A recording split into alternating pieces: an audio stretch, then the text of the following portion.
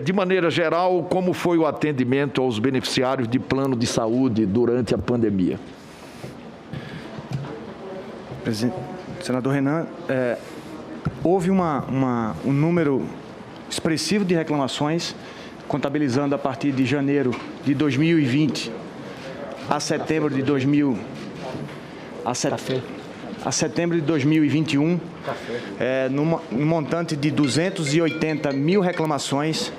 Todavia, essas reclamações foram solucionadas e sanadas através de uma mediação que é feita junto a... Quantas reclamações?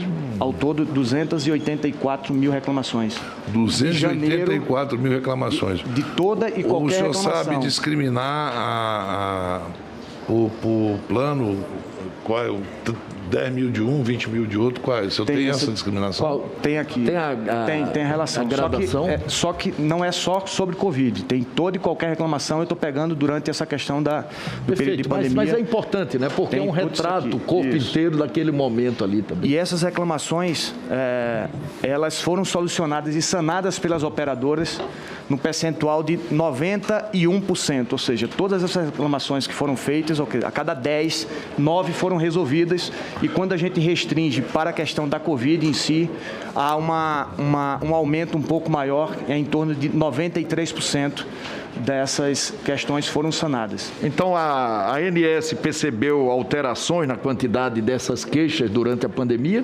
Desculpe, senador, não entendi.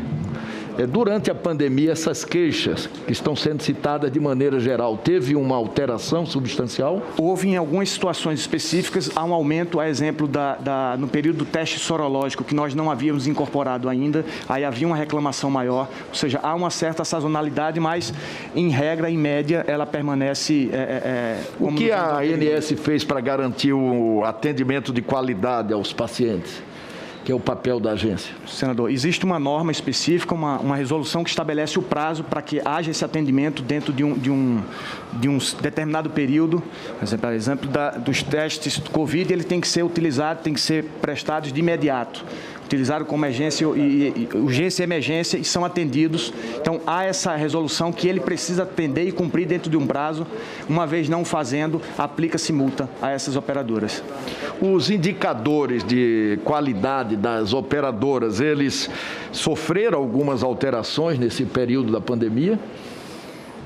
Essa informação eu não tenho para lhe dar, excelência. Tá. Nós vamos passar agora a fase do que foi citada por Vossa Senhoria, dos testes de Covid. O primeiro caso de Covid-19 no Brasil foi confirmado em 26 de fevereiro de 2020.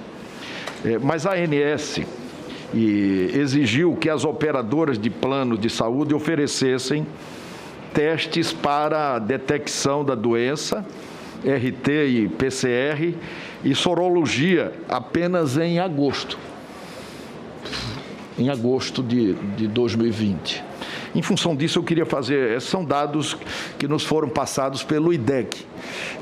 Eu queria, em função disso, o diretor-presidente, fazer algumas perguntas. Por que a ANS demorou tanto para exigir das operadoras a cobertura de um teste fundamental para o manejo da Covid, como o RT e o PCR? Excelência, essa informação do IDEC não é verdadeira. Na verdade, no dia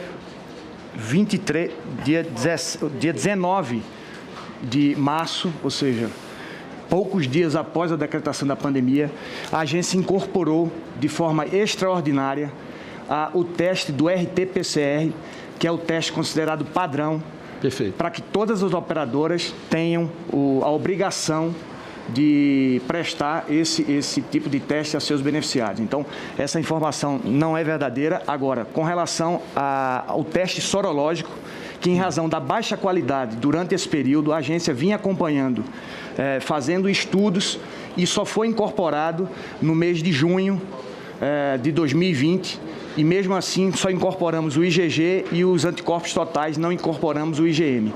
Ou seja, é exatamente a pergunta seguinte que eu ia fazer, é por que a ANS ainda não exige das operadoras de plano de saúde a cobertura de exames de sorologia para anticorpos neutralizantes contra a Covid. Era a pergunta seguinte, já passou a exigir? Já passou. Ele tem obrigação, as operadoras têm por obrigação prestar... E por que não exigiu inicialmente? Desculpa a pergunta. Na verdade, havia uma baixa qualidade nesses testes e somente após vários estudos e vários aprimoramentos desses testes é que a gente conseguiu incorporá-los. Que até então não havia essa reconhecida qualidade desses testes. Os planos de saúde tiveram seus reajustes suspensos em 2020. E a ANS autorizou a diluição do aumento de preço nas mensalidades em 12 parcelas a partir de janeiro de 2021. Eu queria perguntar em função disso, quais medidas a ANS está tomando para que as famílias não tenham aumentos abruptos nas mensalidades de plano de saúde relativos ao exercício 2021? Excelência, tanto é que nesse ano houve um reajuste negativo.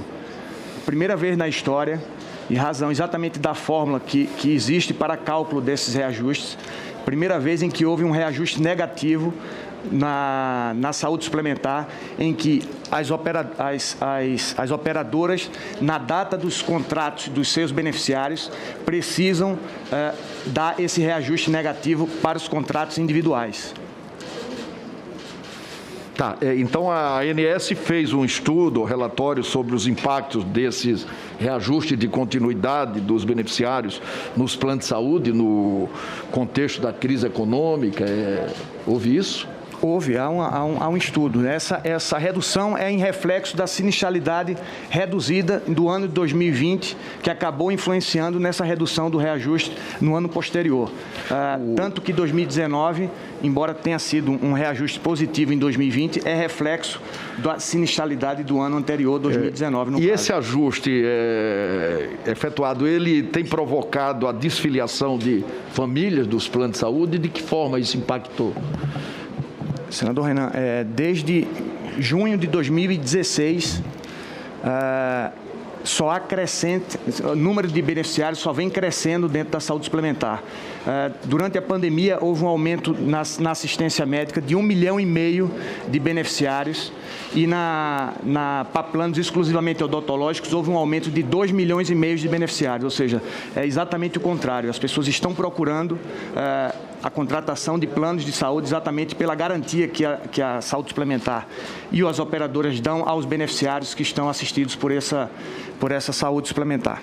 Mas há uma crítica à ANS, me permita tentar dissolvê-la, esclarecendo por que a ANS permitiu reajustes de mensalidades sem concessões de março até agosto de 2020, o que teve uma consequência, pessoas e empresas a perderem seus planos de saúde, exatamente no momento mais crítico da pandemia, da própria economia. Na verdade, existe um cálculo específico e a fórmula foi aplicada, ou seja, esse aumento ou essa cobrança do reajuste em 2020 é decorrente da utilização da sinistralidade da utilização do plano no ano de 2019. Então, a agência preza pela segurança dos contratos, pela previsibilidade, pela segurança jurídica. E, em razão disso, nós mantivemos essa aplicação do reajuste. Todavia, em agosto de 2020, houve a suspensão do repasse desses reajustes, exatamente para segurar um pouco a situação econômica que a gente estava vivendo